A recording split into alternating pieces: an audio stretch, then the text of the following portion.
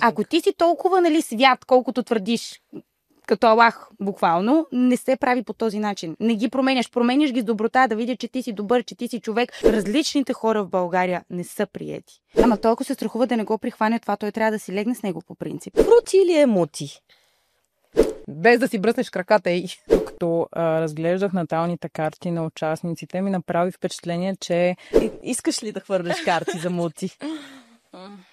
Няма да ги взема, но само ще ги обърна. Да.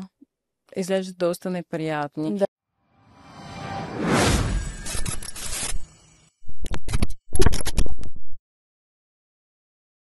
Здравейте за квартиранти! Говори голямата сестра. Къщата се тресе, а ние продължаваме с един специален коментарен епизод. При мен са две сестри за подкрепа. Те са също реалити участнички и са перлите, ромските перли на ютубата. Грозденка и Яница, здравейте, много ми е приятно. Здравей, благодарим за поканата. Ами при мен така ютубата ми изкара вашия подкаст и аз нямаше как да не ви поканя. Така че как се чувствате на стола на голямата сестра първо? Много се радвам, че ни покани. За мен е чест да бъда тук и да коментирам заедно с теб. И между другото, на мен Елена ми беше любимка в Ергена. Направо не мога да повярвам, че те виждам на живо, честно. Много си красива. Много благодаря. Това от Gypsy Queen. Звучи много добре, много мило. Благодаря. Последвайте ги. Ще оставим линки в YouTube описанието. Ние много се вълнуваме за нашия подкаст. Виждаме, че така хората имат огромен интерес към това, което правим и много се вълнуваме и се радваме и двете. Знаете ли кое е най-вълнуващото? Да има хора без предразсъдъци. Това ще е много яко. А ние ще си поговорим и за това, защото определено за 3 епизода ни се даде доста материал. Но, нека да започнем от най-голямата тема – религията. Отвори се така като тема номер 1, още с влизането, с визитките.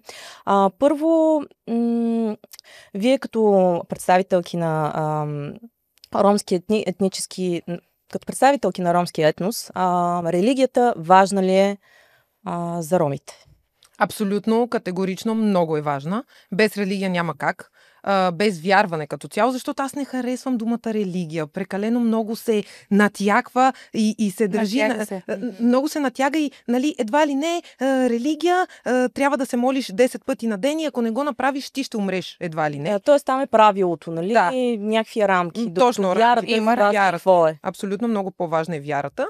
Това дали ще се помолиш веднъж от сърце или 10 пъти по задължение е съвсем различно. Да, защото другото може да бъде така доста лицемерно, както и ще видим.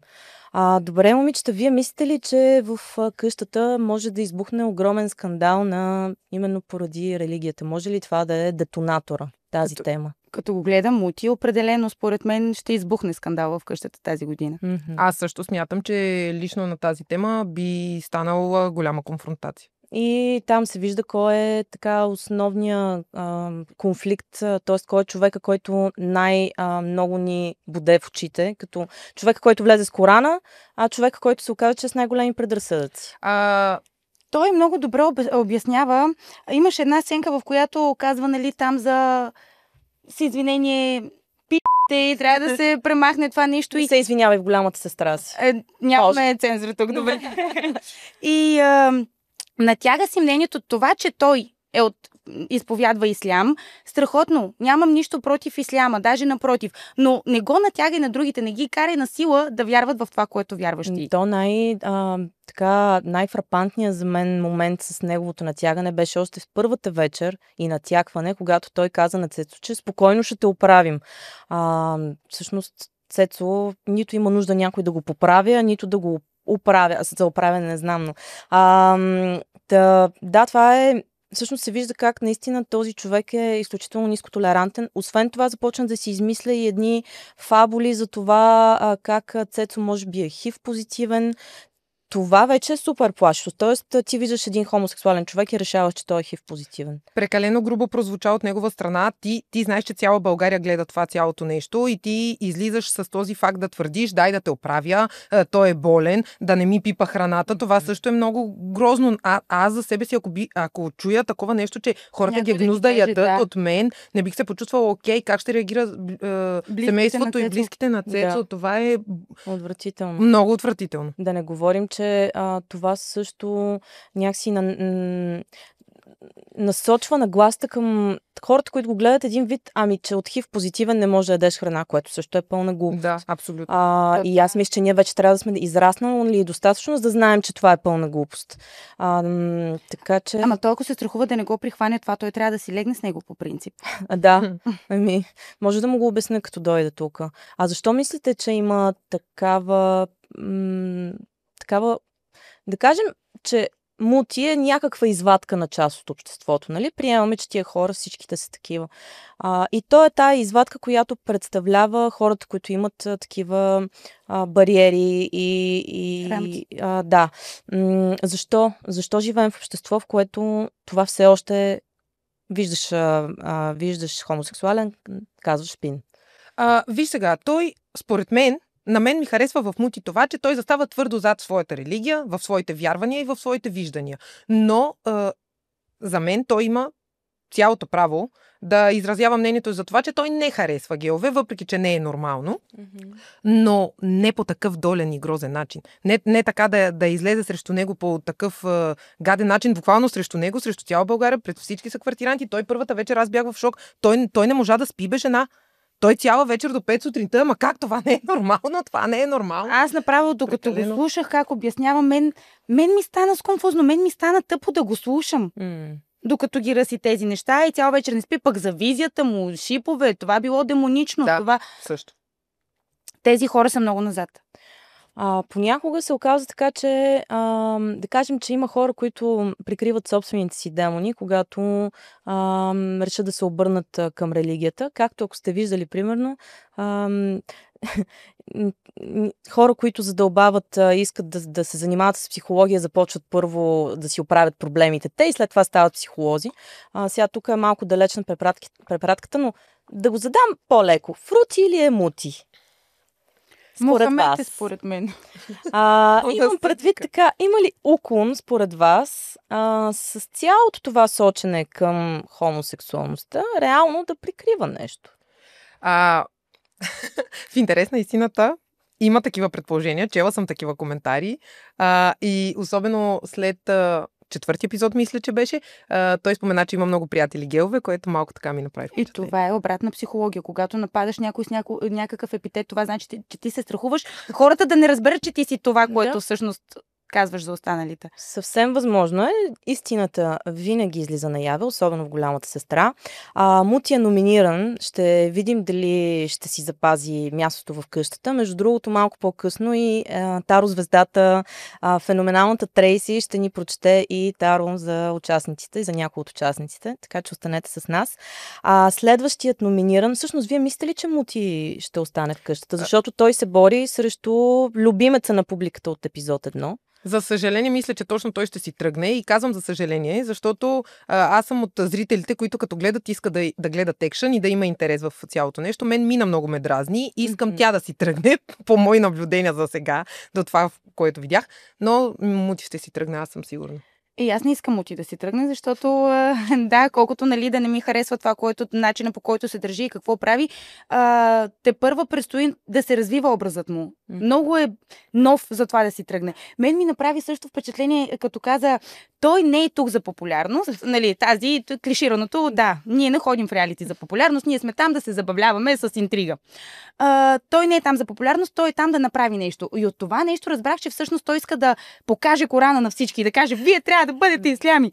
Той е мисионер, може би, да. Представете ли си? Това му беше целта. Той затова го каза, аз съм тук за друго нещо, за какво влезе с килимчето. получи. Но, точно. Той влиза с целта да ги накара да бъдат... Той ще конвертира вътре, така ли? Това му е целта. Той затова, първото нещо, което казва на Цецо, аз ще те променя, аз ще ти помогна. Аллах, Аллах пише в Библията, бъди такъв. А той направо си е намерил жертвата, дето се вика. В смисъл, буквално. Отишъл да конвертира поне един.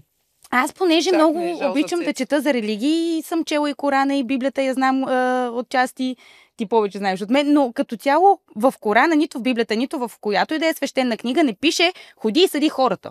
Да, разбира се. Ако ти си толкова свят, колкото твърдиш, като Аллах, буквално, не се прави по този начин. Не ги променяш. Променяш ги с доброта, да видят, че ти си добър, че ти си човек и хората сами тръгват по твоя път. С пример. А не, така с пръст. Ти, аз ще те оправя шиповете, демон. Ами, значи ще видим тия неща като пример, които той дава в реалния живот и за които ние подочухме, но ще дойде момент, когато той ще е на стола от среща. Ще видим дали поне с пример може да ги конвертира. Вие какво мислите за Калин, който беше любимец на публиката в епизод във влизането си, но според мен това, което виждам, започва да губи малко почва. Защо се обръща мнението на хората? Мнението на хората, според мен, от първи епизод какво толкова можеш да разбереш? По визитка са гласували, според мен. Да. Защо? Защото не харесва еврото, против еврото, за Русия и явно нали живеем в такава реалност. Да. Той има този балкански вайб. Кебабчета, кюфтета, бира, барабанчета. Аз лично му се изкефих, като му гледах визитката. Да, така е, абсолютно. Те затова хората се импонират му по някакъв начин, харесват го. Само, че какво виждаме от него последните 2-3 епизода? Реално първо Шкембето не го е облякал за минута. Второ, държи се супер назидателно и подигравателно. Освен това има някаква агресия, такава пасивно и не толкова пасивна. Вие мислите ли, че може и да си загуби мястото в къщата? Точно на този етап не смятам. Има по-дразнещи от него. Има и по-дразнещи от него със сигурност, но със сигурност се държи много... Как е? Подигравателно. Много подигравателно, да, наистина. И самият подход на разговор е такъв дразнещ. Закача се. Със сигурност се закача. Провокатор е, да. Лиза на въпреки. Лиза на въпреки. И да си поговорим за другия провокатор. Сега не знам, аз имам ли право да я наричам по име или трябва да кажа овца. Но овца Михаела, нейният глас, която на заден не дава, непрекъснато го чуваме в къщата. Тя непрекъснато има мнение за всичко, което пък я прави много интересен участник. Мислите ли, че има шанс да остане? Ако Михаела не беше се спасила тази седмица, 100% тя щеше да бъде на панкара. Личи си, че дразни всички участници. Това е като влизаш в реалити, не трябва да си ти първия най-крещящи, защото те всички те нарочват теб по принцип. А тя точно това направи. Най-крещяща, тя дава мнение, тя знае компетентен на всички теми. Окей, супер, ще го покажеш, изчакай, дай си малко време. Тя прибърза още от първия ден. Мен овцата пък лично много ме изкефи във втори епизод. Тя ми стана фаворит, но сега вече малко така образът ти се променя. Кое ти хареса във втори епизод, което тя направи? За мен Мина не трябваше да влезе в къщата. Първото, което е, от първи епизод ти се натягаш на всички да вземат твоята гривна. Окей, Цецо беше може би провокативно облечен, но тя с влизането на вратата всичките ги хвана. Заради теб те излизат навън и остават навън, нали? Момичето е наистина много красиво, факт не спорим. Със сигурност, може би заради визията и са избрали точно това, нейната страна. Не, просто защото Цецо беше от другата страна. Ако беше някой друг, ще... Не, момчетата коментираха и казаха, че заради нейната визия.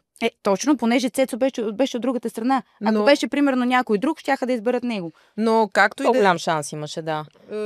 Искаш да кажеш, че тя като капитан и се натяга да остане до последно, защото капитана потъва с кораба. Абсолютно. И всички си замълчаха и избраха да влезе тя, при положение, че овца в този момент реши да мисли отборно и за всички. За да имат всички цигари и дрехи, защото броя малко по-пълна и щяха да станат... Да кажем също, че има и доза манипулация в това, защото тя е пушач и явно страстен и много се надява, че да влезе някой, който може да изнесе цигари.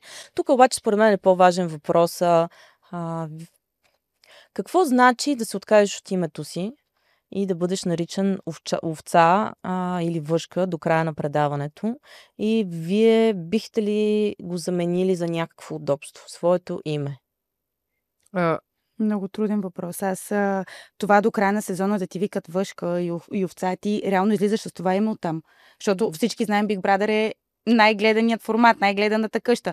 И ти буквално след напускането ти, цяла България ще те нарича с това име. Доста Много. труден беше нейният избор. Тя даже направо си получи ментален срив в момента, в който брадъра й зададе този въпрос в изповедалнята. Беше и много трудно. И все пак, адмирации ли за този избор или по-скоро мислите, че човек трябва да си застане зад името? Защото тя реално в нейната глава тя даваше възможност на съквартирантите да се изкъпят. С това да се откаже от името. Лично за мен адмирации. Аз мисля, че тя постъпи много правилно. Big Brother, според мен, така или иначе ще ги извърти всичките. Ще ги принуди. Да. Със сигурност ще ги принуди всеки един от тях. В крайна сметка те са влезли да играят. И според мен трябва да се отпуснат на макс в цялото това приключение. Дали ще спът навън, дали ще бъдат гладни, дали ще се наричат овца, въшка и както и да е. Просто... Това е положението, това е играта. Не е Да, цената. абсолютно. Не е цената на името си. Защото само те да се изкъпят, чакайте, вие сте един ден там, всички побезняха, не са се къпали, не са яли, сякаш е станал, сякаш са от 10 дни навън. Вие сте заедно, имате си алкохол, хапванки, хапвайте си, забавлявайте Не е такава се. драма. Така, точно, какво Страни толкова... така изглежда. Те Да. си преживяват. И особено като те са нови образи и за първи път са в реалити и влияем по някакъв начин, но преекспонира цялата ситуация. И това цял сезон да ме наричат въшка само за да се изкъпят, понеже един ден не са се къпали, аз не бих се съгласила. Дама, оня ден като я питаха за цигарите, искаш си името на овца, искаш си твоето име или цигари, тя каза не, предпочитам да остана овца. Ти как би реагирала? И ти щеше да избереш цигарите. Моля Вижда, значи има пушач страст тук сред нас. Да. И аз за цигари бих се съгласила. Така ли? Разбира се. Давате иска си да ме името наричат. за цигари и двете Отман. Аз директно. Аз ви мислих за перлите на Ютуба, ромските перли, то какво става.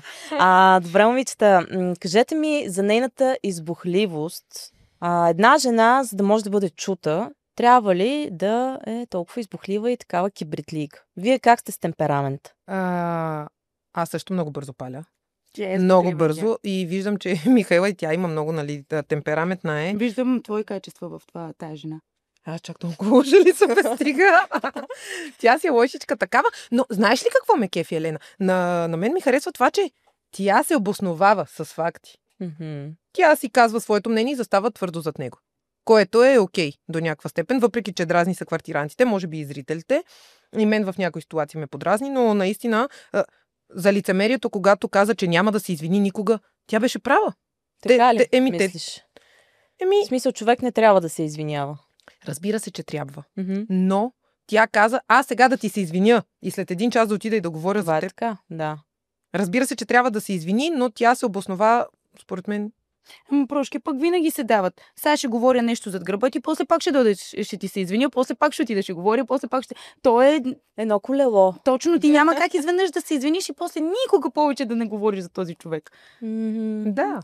Аз мисля, че тя силно ще има проблеми с тази нейна избухливост. Това е ясно. И беше доста крайно това твърдение с аз не се извинявам. Да, наистина. Нали, защото това да не се извиниш означава ти да не направиш никаква ретроспектива върху това как си се държал. Пък защо като се извиниш да трябва след това да се държиш по същия начин. Както и да е, тя всъщност получи едни етикети. Само да погледна. Да, тя има най-дразнещ глас и е най-напрягаща се. И какво стана? Тя пак се напрегна. Напрегна се. Не беше очудващо това. Всъщност, боли ли най-много, когато някой ти натисне бутона, който много добре знаеш, че това ти е слабото място? Тогава не си показвай слабите места. Ти си избрала да покажеш това и аз абсолютно подкрепям съквартирантите в това си решение. Тя наистина е най-изкливата и дразнеща и говореща във всяка тема. На всяка манджа ме родия, буквално. Да. За Михаил. Крещяща е, да. Следващият етикет беше на Калин, който получи моден инвалид. Като това, което Мути каза, между другото, аз тук съм в неговия отбор, че е дразнещо това, че Калин не се е облякал през цялото това време. Той дори номинираше гол до кръста. Това е наистина много балканско. Напълно заслужено го номинираха. Му сложиха този етикет, това е скандално. Но пък на Ебро може и да я хареса. Между другото, абсолютно. Тя харесва шкембета. Да. Има една такава наглост в поведение. така, целият начин, по който се изнася този достолепен мъж, така да се каже. А може би има и нещо друго. Когато един човек на средна възраст в пикова балканска форма така покаже хубавите си телеса, той е наистина като един признак на добруване. В смисъл, добре му е бил живота, добре е похапвал, имало е наденица, всичко е наред. Може би това трябва да видим. Едно това личи, мислене е че... старото. Да, Едно със сигурност няма комплекси от външния си вид, защото да ги показва то. със сигурност. Да. И в този момент Цецо се намесва в спора и казва на Мути, че това не е окей да говори така на Калин. Мути пък се обръща и му казва, ти пък си много грозен. Отново, най-вероятно с предразсъдъците в главата си и какви рани има отворени, не знам си какви глупости. Общо взето, доста предразсъдъци за едни 3 епизода. Аз мислех, че тия неща ще излязат малко по-късно. Болезнено директен. Той направо прекалява. Той прескача всякакви граници просто. На уважение между... Добре, не трябва да го харесваш. Някакво уважение прояви. Ти живееш с този човек. Да. А щом сега си показва рогата, смятайте какво предстои. Аз Ти направо... това искаш да го оставиш, нали? Ами, Ти си подстрекателката. Да, разбирам сега. Беше ми интересно да видя образа му как се развива и може би вместо той да научи нещо, хората, които са с него, те да успеят да го научат него на нещо. Ето на това се надявам. Тя е оптимистката от вас двете. Да. Аз съм оптимист определено. Няма Аз ти вярвам, мнението. че... Той даже не ги изслушва. Яни, когато преживееш този експириенс, винаги нещо ти се чеква и си казваш, окей, може би в тази ситуация не бях прав. И може и той да осъзнае грешката си. Не. Да, аз съм на твоето мнение, че човек трудно прави такива метаморфози, но пък едно такова предаване, особено пък като се гледаш отстрани, това може да е много ценно. Може би не там на момента, но след това. Да. Вие, момичета, сте живяли в Германия. Кажете, какво мислите за закваската Лили и нейния притежател? Давид е един от моите фаворити. Много ми харесва, много е готин. Това с закваската е много интересно измислено. Ще се запомни. На мен ми е фаворит. Определен. Фаворит ми е. Много го харесвам. Много е спокоен. Когато му се дава мисия, си играе мисията. Всички го нападат. Особено Калин се държи много арогантно, подигравателно с него. Всеки път, когато Давид си отвори устата с за дизайн и на немски почва, той го гледа така, почва да му се присмива. Може би, точно заради държанието на Калин към Давид, аз спрях да харесвам Калин. Преди това му се кефех от визитката. И това, че ето това не разбирам, и пак го казвам за кой ли път, различните хора в България не са приети. Цецо, Давид, напротив, Давид всички много го харесват в къщата, според мен. Ами защото е някакво облегчение, такова комично облегчение. Да. Това му е на него ролята. Аз се чудя това непокизъм на границата на дебилщина ли е, или просто той наистина грам не му пука. Аз също много го харесвам, между другото. Мисля, че е прекрасен персонаж. Евала за тези, които са го каснали, нали, на екипа на Big Brother, който е направил кастинга тази година. Те го определиха като най-досадния и най-забавния. Обаче тук като жени няма как да не си поговорим и за това кой е най-секси мъжа в къщата според вас. Ние тук сме направили една извадка. Дайте да видим, колеги. Иван. Така. Иван Стефанов. Мути. Мути защо е тук? Хубав е! Не знам, това ще си поговорим с моите колеги зад кадър. Мисля, че те са твърде толерантни. Дали да не сте объркали нещо тук?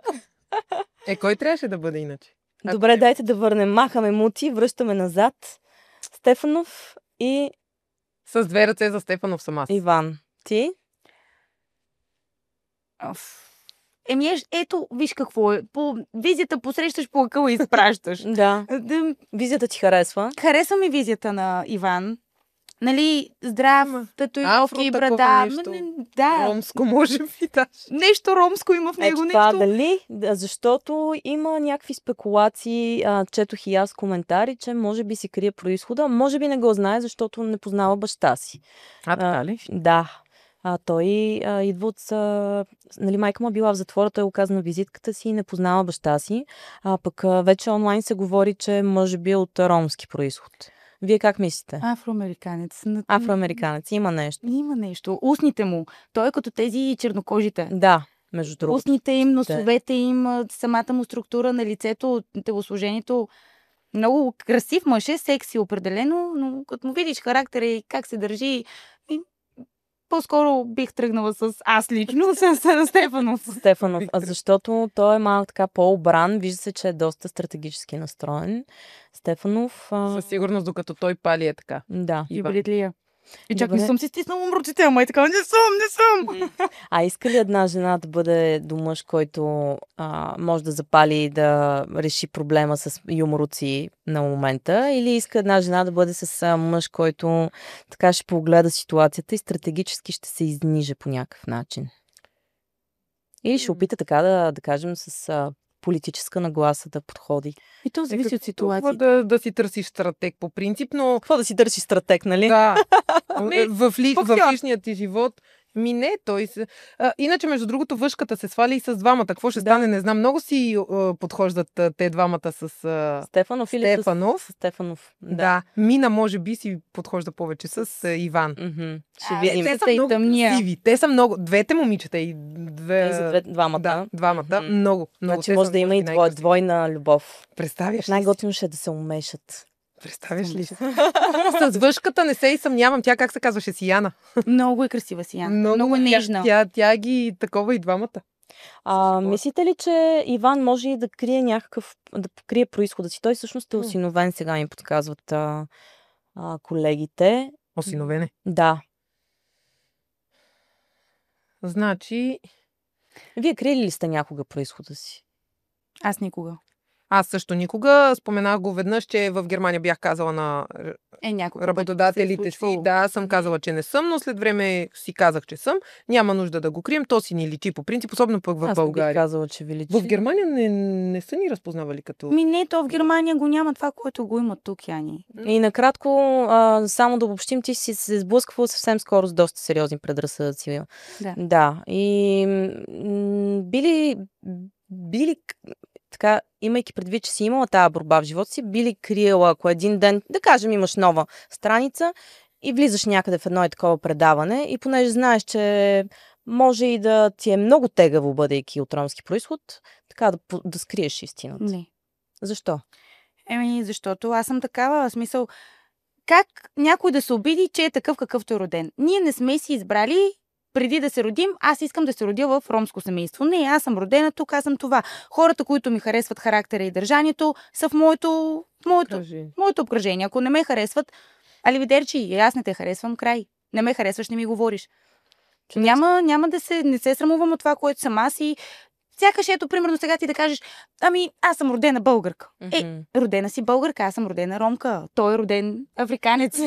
Абсолютно. А пък другия Стефанов, колеги, е роден и всъщност какъвто и да е роден, е човек, който си бръсне, мъж, който си бръсне краката. Така бърза смяна на темата. Така ли? Да, вие какво мислите за мъжете, които си бръснат краката, Той така ръцете? на визитката, че си бръсне краката. Ние го знаем. Ау, не ми харесва. Не. Избирам другия. Не бе, аз съм си за него, защото много ме кефи играта му на този етап. Не знам дали малко прекалява в някои ситуации, да се покаже, че е много готин, но със сигурност съм си за него за сега. Той ми е фаворит, но без да си бръснеш краката. Аз харесвам хора, които влизат със стратегия. В крайна сметка ти си в реалити. Ти искаш 100 000 не са малко пари. Те и за 20 000 правят стратегии. Това са 100 000 плюс кола. Ще има ли тази година? Това не знам. Може и да ги изненадат. Не знам. Ами като цяло, парите са много. Ти влизаш в игра. Тия хора, ти останат приятели, не ти останат приятели. Ти влизаш със стратегията да спечелиш. И това, че прави стратегии, държи се добре, естествено, че иска да привлече хората харесват вниманието на хората. Естествени персонажи, не такива, които се престарават пред камера. Аз не го обвинявам, той си играе играта и иска да спечели. В един момент ще се пропука. Аз мисля, че също като тебе, че Яни, че има една такава... Аз много харесах епизод 1 в епизод 2 и след това много се да ми накъртва това сега, мили хора, трябва да бъдем благи и добри. Нали? Едно такова мисионерство и от негова страна и това в един момент може да издразни. Добре, като си говорим за издразване, един финален въпрос, момичета, от номинираните според вас, Мина, Мути и Калин, кой ще си тръгне? Калин, според мен. Калин? Надявам се. Той като любим. Не, аз мисля, че Мути ще си тръгне. Въпреки, че казах, че Мина ме подразни и искам тя да си тръгне, но не вярвам. И аз не вярвам Мина да си тръгне. Ти какво мислиш? Аз мисля, че Калин ще си тръгне. Няма да е Мути. Според мен публиката им е интересно сега да видят реакциите на Мути. И няма да гласуват срещу него. Има хора, които се дразнят и не го искат. Лепнаха му етикет на расист, но им е интересно да видят какво ще предстои. След последният епизод, който каза на Цецо, че е грозен, значи той му казва, че е болен. Той му казва, че е грозен. Като цяло, Мути е много зле се държи само към един човек, но е прекалено показно. Ти си грозен, ти си болен, не пипай храната, ти си трябва да те оправим. Прекалил. Прекалил е със сигурност. А Цецо в момента много се харесва от аудиторията и хората. Гледат и за да подкрепят Цецо, може би ще махнат Мути. Да. Ще видим. Така или иначе той който и да ще е тук на стола. Аз много ви благодаря, че бяхте мои гости, момичета. Благодаря и на Каре Дизайн, които направиха това студио възможно. А вие с код HOUSE15 може да се възползвате от 15% намаление за Каре. А вие, момичета, имате и подаръци от нас и от тях. Сега да видя така галантно дали мога да го направя. Ти си много галантна по принцип. Много благодаря. Благодаря ти. И аз ви благодаря. А вие останете с нас, защото Трейси е тук и ще хвърля таро на участниците. Ще разберем кой има най-голям шанс да спечели според големите аркани на таро. И продължаваме нашия разговор.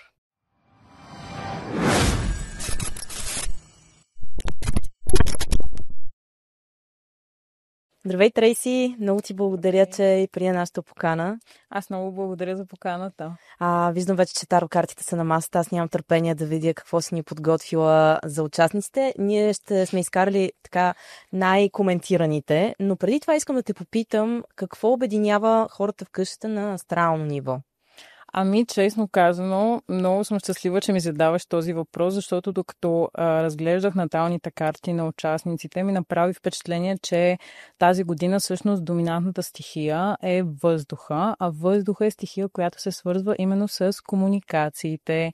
И смятам, че в игра като Big Brother всъщност the characteristics на въздушния елемент всъщност помагат на участниците да се свържат на едно по-дълбоко ниво, тъй като 5 от 7 участници, аз си направих една малка статистика, 5 от 7 участници имат или Слънце, или Луна във въздушни знаци, а въздушните знаци, тъй като не знам доколко вашата аудитория е запозната.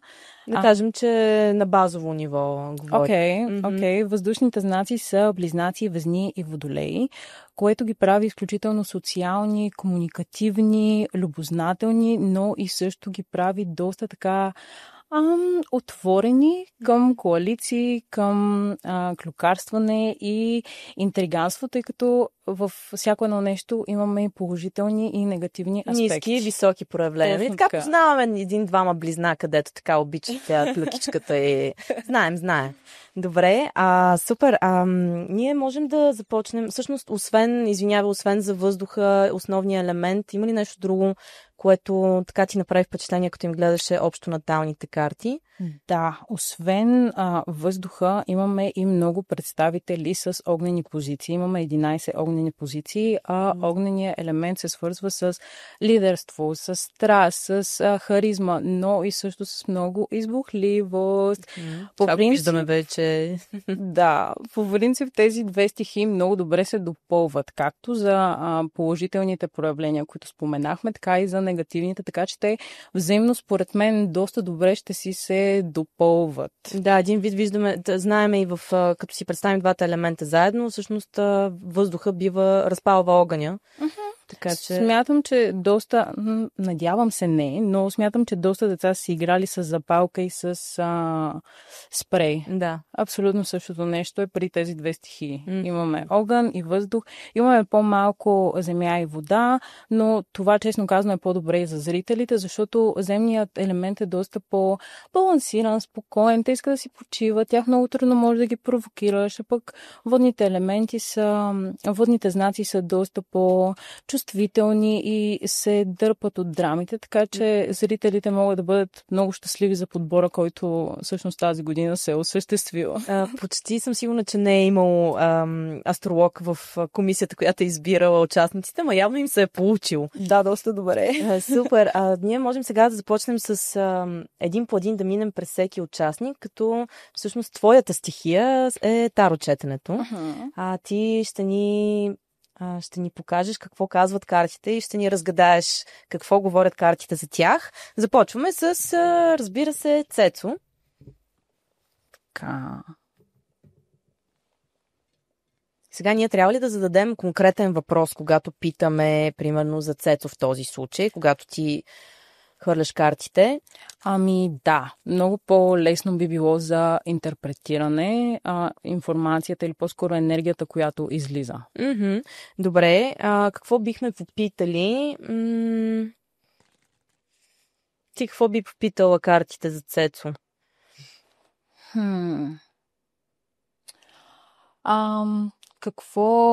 Какво може да покаже той в къщата, по какъв начин би се разгърнал, тъй като Цецо е изключително интересен, чисто от астрално ниво, което ще изкоментираме после. Добре. Така че мисля, че този може да ни кажеш сега, имаш ли го отворено? Да, те затруднявам. За да може паралелно да се движим. Значи Цецо е изключително въздушен. Той има луна, слънце и асцендент във въздушни елементи, което е супер. Това го прави изключително комуникативен, прави го изключително лъчезарен, но асцендента му в Водолей всъщност е възможно да бъде като нож с две остриета, тъй като този негов асцендент го прави иновативен, но ако тази автентичност всъщност не бъде разгърната напълно, но според мен той се опитва особено с неговото влизане. Ако тази негова автентичност не бъде разгърната и не бъде ембрейсната на Макс, може да му изиграе лоша шега. Но една от силните страни, само момент... Всъщност при него е важно той самия като начало да може да прегърне тази своя странност, нали? А ние виждаме, че това вече се е случило. Точно така. Една от силните му страни е, че е изключително умен и много бързо мисли. Според мен Цецо е един от хората, които вижда ситуациите в къщата, може би 1, 2, 3 хода по-напред, но може би няма да го разкрие, защото тази хаотичност в него може да бъде подценена от другите участници и да бъде сметната като разпиляност, която всъщност е там. Там е, но не трябва да бъде подценявана. Добре, супер. И сега да видим какво казва Таро за това, какво да очакваме от Цецо всъщност. И от неговата въздушност.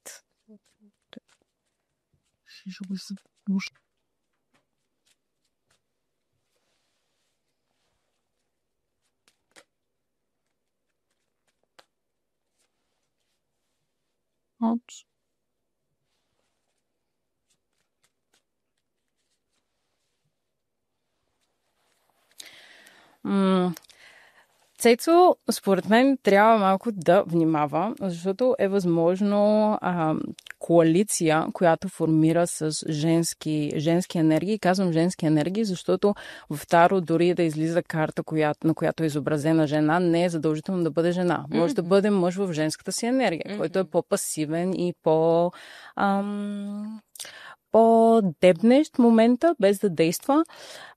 Според мен Цецо ще успее да покаже една малко по-стабилна и заземена страна, но отново искам да добавя, той трябва да се пази, защото докато разбърквах картите, се опита да излезе още една карта, кралица на чашите. Това може да бъде отново женска енергия, която да е водна зодия, рак, риби, скорпион, не е задължително, но веднага след това изкарах тройка мечове. Това е карта на болката. Да, виждаме от това сърце пронизано от 3 меча. Но... Тоест ще има при него някаква голяма битка и трансформация?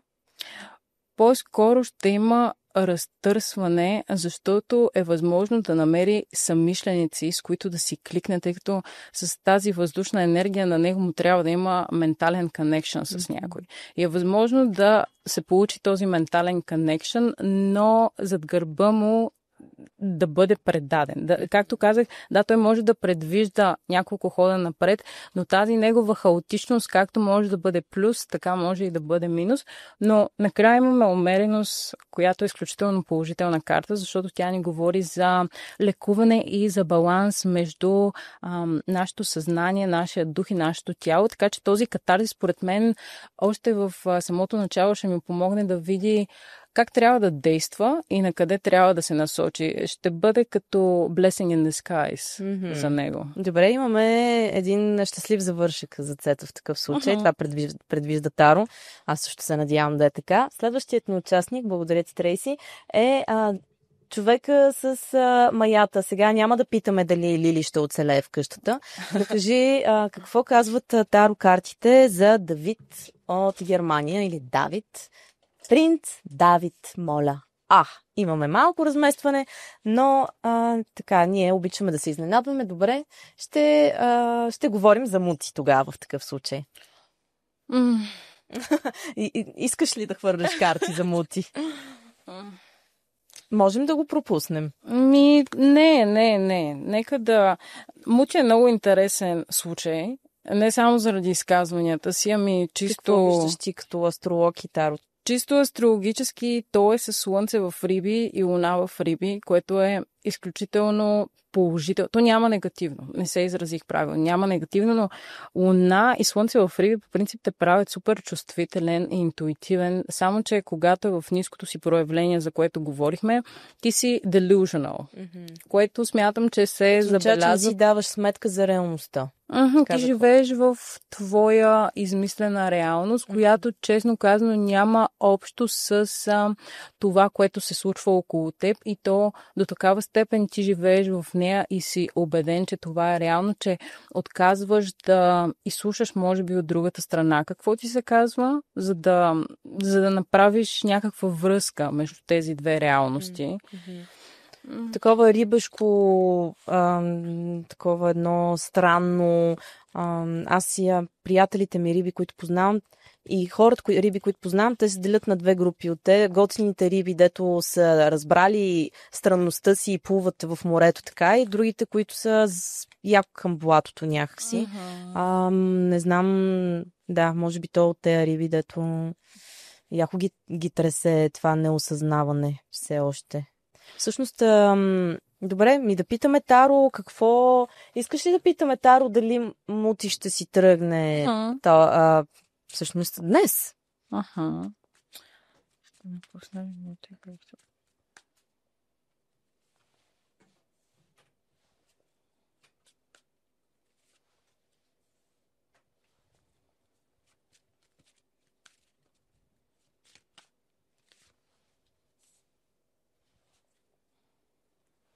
Изненадващо на това, което честно казано видях астрологически, като гледах неговата карта, в настоящия момент, между другото, това е нещо, което не вмъкнах в самото начало. Мога ли да го добавя сега? Разбира се, да. По принцип, астрологията, наталната карта или таро картите, или нумерологията не, но таро и астрологията са инструменти, които всъщност ни позволяват да засилим процента си свободна воля. Тоест, ако ти заложено ти от звездите да успееш и интуицията ти казва, примерно, да направиш нещо, но ти не го направиш, този успех не ти е в кърпа вързан. Това е като пример с компаса. Ти искаш да стигнеш на юг, компаса ти показва, че юг е натам, но ти тръгваш натам. Няма да успееш да го направиш. Но в този момент виждам, че всъщност на Мути ще му бъде оказана някаква помощ, защото имаме 10 чаши, която приключва. 10 чаши е изключително положителна карта. Не знам дали той всъщност не е успял, тъй като първата карта, която излезе, е крал на мечовете. И краля на мечовете е изключително хитър човек, студен, но изключително хитър и хладнокръвен. Не знам дали той не е успял да създаде не коалиция, но някакъв нетворк, който да му помогне да остане в къщата. Може. Но смятам, че всъщност той може би няма да напусне къщата. Поне от това, което виждам този момент тук с тези карти, не мисля, че той напуска къщата. Добре. Ще видим. Съвсем възможно е, да, и на мен, така като гледам, аз не разбирам много от Таро, ама тази много хепи енд ми изглежда тази карта. Нали? С чашите, 10 чаши.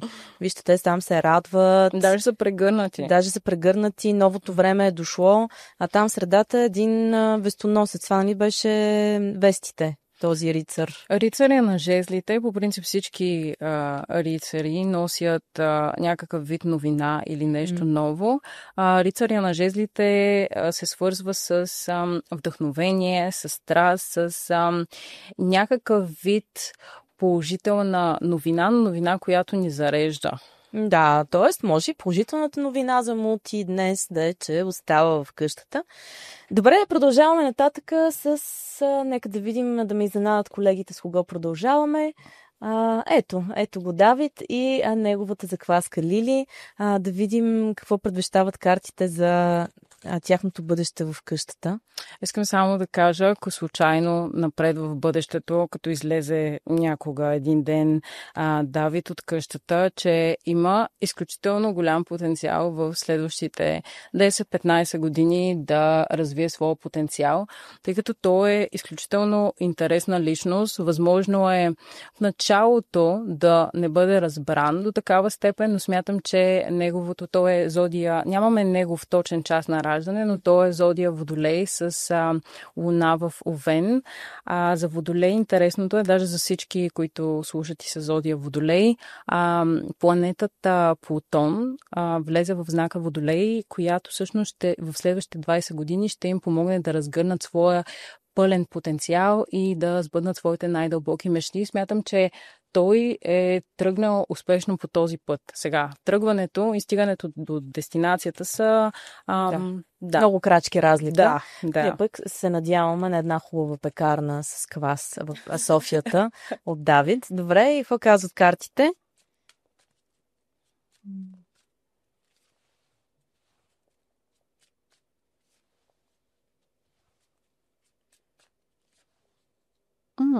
Окей.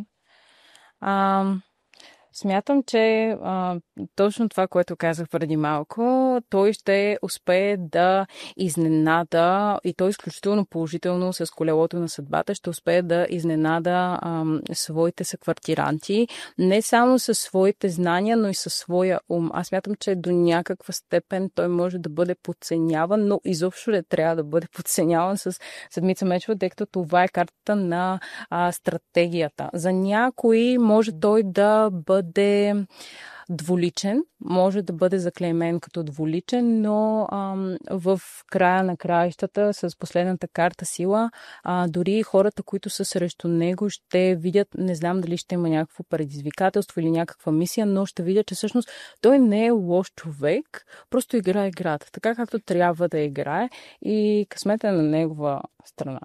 С колелото на съдбата. Да. Знаеш, аз много харесвам картата сила, и може зрителите да обърнат внимание, който не е виждал картите. Всъщност, какво демонстрира картата сила? Как бъркаш в паста, в устата на лъва и без да прилагаш някакви тежки оръжия и сила, ти реално го подчиняваш с някаква такава топла категоричност. Аз мисля, че може да го видим от Давид наистина. Добре, супер, благодаря ти, Трейси. Следващия ни участник. Колеги, да видим ротарията какво ще ни избере сега. Калин. Чудесно. Калин също като Мути има луна в Риби, която отново може да бъде изключително положителна позиция, но може да бъде изключително негативна позиция, защото хубаво е да бъдем интуитивни, но кога всъщност истинска интуиция, кога са отново нашите самозаблуди. Ние си мислим, че тя ни казва нещо, обаче дали тя ни говори или някакви клишета, които ние сме насъдили. Добре. А той каква зодия, освен че има луна в Риби? Близнаци. Близнак и Риби. Близнаци, да. Той е изключително променлив и асцендента му е Дева. Аз пък така, това е много значително. Сякаш разбирам за какво говориш, но да кажем, че почти. Тук много тъмнина виждам. в тия карти или се бъркам? Ами има тъмнина, но те не са негативни. Даже смятам, че Галин всъщност ще успее да намери някакъв вид помощ, тъй като първата карта, която излезе, е Тройка Пентакли, а Тройка Пентакли е карта на съвместната работа и то съвместна работа с хора, които ни разбират и хора, с които ние имаме еднакви вярвания и еднаква позиция. Даже на самата карта може да се види как те общуват и комуникират заедно, за да изготвят това, което правят на самата карта. С седмица Пентакли обаче смятам, че на Калин ще му се наложи да поработи, за да запази своите позиции или по-скоро да установи своите позиции в къщата. Не смятам, че толкова лесно ще бъде приет, но със сигурност ще му бъде оказана помощ и по някакъв начин ще бъде възприет много положително, тъй като накрая имаме императора. Възможно е, излизайки от къщата, всъщност той да намери някаква аудитория, която дълбоко резонира с него, тъй като императора е съвкупност от всички крале в едно. Даже смятам, че аудиторията, която ще се появи и която ще подкрепя Калин, всъщност ще са хора, които ще го издигат малко или много в култ. О, вау! Да, много ще го харесва, тъй като императора е човек, който води. Той не е лесен характер изобщо, но е изключително харесван. Добре. Ще видим. И за десерт е един много шумен човек. Добре, минаваме през Мина. Какво ще ни кажеш за нея? И тя, като гледам от първия епизод как добре ги омайваше всички, тя е някакъв въздушен знак. Това, дето ти казваш. Да. Ще разбираш. Не разбирам, аз не разбира. Да, но това, което каза, тя наистина се вижда, че е човек, който може да комуникира много добре. А ти коя зодия си? Аз съм Скорпион. Асцендента ти? Стрелец. Окей. Късметлийски е по принцип. Късметлийски ли? Да. С късмет съм родена. Да съм тук на този стол. Какво ще кажем?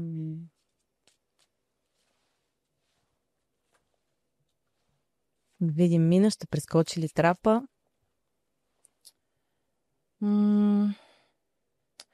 Мина със сигурност ще успее да прескочи трапа, но трябва много да внимава, защото е възможно някакъв вид комуникация да я вкара в неудобна позиция за нея. Защото с паш на мечовете и с рицар на мечовете, да, тя много обича да говори, но според мен ще се случи така, че да говори не с правилния човек за правилния човек, което по някакъв начин всъщност ще я постави в ситуация, в която тя ще се почувства сразена с деветка жезли. Ще постави твърде много на своята чиния. She'll have too much on her plate.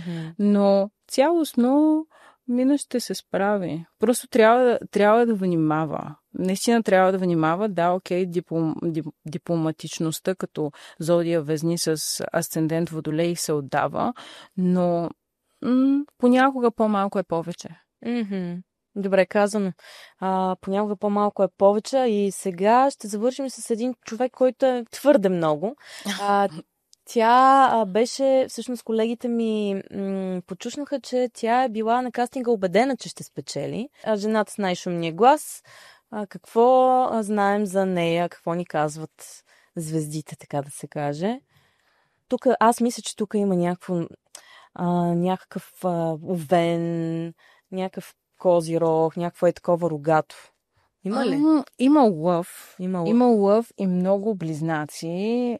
Тя е с Слънце и с Луна в близнаци. Близнаците, между другото, този сезон доминират. Няма овца. Няма овца. Има лъв, ама той лъва, като е заблуден, може да стане и овца.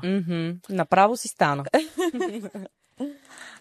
По принцип, честно казано, разглеждайки карта на Михаела, забелязах, че да, тя има потенциала да спечели, но, както говорихме за ниското и за високото проявление, при нея жаждата за внимание, защото го има, жаждата за внимание и егото им могат да изиграят много лоша шега и колкото лесно тя може да стане лидер в къщата, така и може да стане всъщност таргет, тъй като нейният характер не е лесен, ако мога така да се изразя. Има потенциала да се случи, особено с транзитите, които се случват в момента в нейната натална карта, но трябва да внимава и трябва да контролира своето его. Защото ако не го контролира, то ще изиграе лоша шега. Виждаме го вече, да. И сега да видим какво казва ти Таро за нея. В смисъл няма да ги взема, но само ще ги обърна. Да. Изглеждат доста неприятни. Да. Но тази карта всъщност ни показва, че това е енергия, в която ние не се отказваме, продължаваме да следваме своите цели, без значение колко ни е трудно, но с тройка мечове резултата не е. Не е добър, не е положителен. А добре, така като ти се паднат някакви карти, докато ги месиш, те не са ли реално картите, които...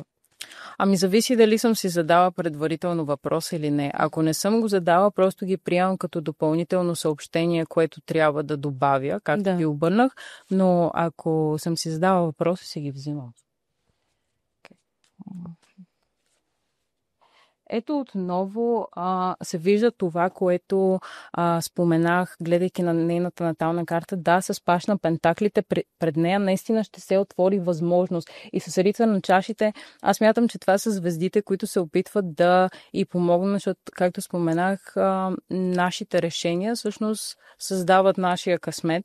Но с двойка пентакли тя ще се наложи да вземе решение и да запази баланса. Даже на самата карта се вижда как човека се опитва да задържи баланса, да, и отзад най-интересният елемент при тази карта е, виждаме вълните, които са ето така. Тези вълни всъщност представят, не искам да кажа нестабилното емоционално състояние, но със сигурност, когато си затворен, изолиран, емоциите ти дори да са много стабилни навън, навътре стават нестабилни и това може да изиграе лоша шега на Михаела на моменти, но има възможност да успее. Ще покаже на своите съквартиранти, че е отворена за помощ, но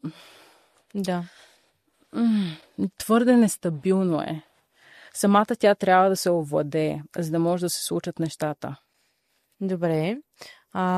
И сега минаваме към Ебру. Завършваме таро гледането с нея. Тя какъв човек е първо според звездите? Ебру е зодия Дева с луна в Козирог и асцендент Козирог, което между другото е супер рядкост в този сезон, тъй като повечето участници имат или въздушни, или огнени позиции. Тя е единственият участник, който има само земни позиции, което е възможно на моменти да я постави под някакъв прицел, но смятам, че тя е изключително практична и много стратегически настроена. Те първа предстои, може би, да го видим. За сега е още по-миманса, така да се каже.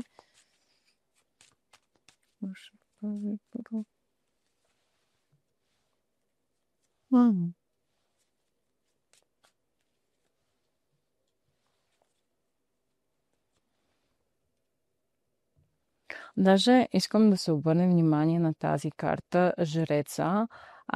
Тя е карта, която говори за духовен учител или човек, на който ние всъщност се доверяваме заради неговите знания. И тук имаме 3 фигури, което според мен всъщност показва Ебру и как тя ще успее да направи доста успешна коалиция в къщата и ще има хора, които ще следват това, което тя казва. Не е задължително, тъй като най-добрите учители не са учителите, които застават и заявяват аз знам, аз правя. По-скоро смятам, че при нея, тъй като тя няма лъв, тя няма въздух, при нея може да бъде по-задкулисно, но със сигурност тя ще дърпа конци в къщата и с кралица на жезлите. Смятам, че в даден момент най-сетне тя ще застане по-гордо и по-отпред, изразявайки себе си и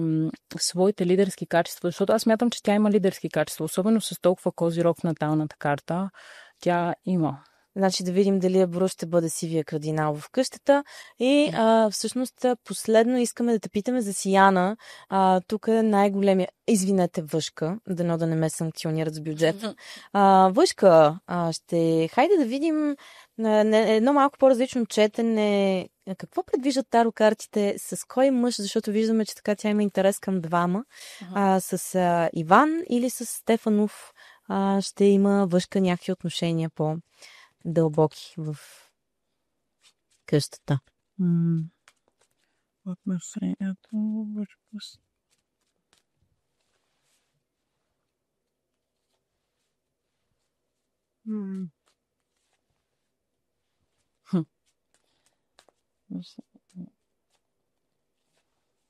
И ще има ли, може би, двуумене? Не, изобщо. Така ли? Не, даже категорично. Макар и деветка чаши да остана в... може ли само искам да погледна нещо в наталните карти на един от участниците? Макар и деветка чаши да излезе в средна позиция, да кажем, тъй като не беше обърната. Това е картата на емоционалното удовлетворение и сбъднатите желания. Аз мятам, че всъщност тя ще се насочи, ще избере Иван и ще се отдръпне от Стефанов, защото е възможно неговата енергия да дойде малко пасивна, тъй като отшелника говори за изолация, но изолация, която ние сме избрали, защото усещаме, че е дошъл момента, в който трябва да се оттеглям. Имам две карти, които говорят за оттегляне. Със сигурност няма да е той. Макар, че в дадената ситуация смятам, че той ще се опита да се заяви, тъй като краля на жезлите е изключително харизматичен и той е лидер, но това няма да даде резултат, няма да даде ефект, защото смятам, че тя усеща някакъв вид емоционално свързване с Иван, тъй като двойка чаши е карта на споделената любов. Чудесно. Много би било хубаво в къщата да има споделена любов. Много ти благодаря, Трейси, за това четене. Вие може да оставите коментари дали очаквате още по-добре разгърнато четене малко по-нататък в епизодите. Подкрепете Трейси, последвайте, ще оставим линк. И Трейси, и за теб имаме подарък от Каре Дизайн. Заповядай. Благодаря. Можеш и да си го отвориш, ако искаш. Аз, понеже ми е любопитно какво са подготвили Каре, може и да отива на таро картите, да ти кажа. Много е сладко. Аз както не обичам да пестя пари, даже това обяснявах, идвайки насам, мисля, че това е перфектният подарък за мен. Чудесно. Ами вие не пестете пари с Хаус 15% отстъпка за Каре Дизайн, отново напомням. Много ти благодаря отново, беше супер вълнуващо. Нямам търпение да видя дали твоите предсказания ще се окажат реалност. Пътя са квартирантите си го избират сами, те правят своите решения в къщата, ние ще ги следим изкъсно. А вие, ако имате информация за нас, защото Big Brother може да вижда всичко, но голямата сестра чете, пише и разсъждава и вижда още повече, така че ако имате нещо за нас, пишете ни. Може да ни гледате, всъщност задължително гледайте Big Brother след няколко часа в 8 часа лайв, малко по-късно. Този, който ще напусне къщата, ще бъде тук на този стол. И до съвсем скоро!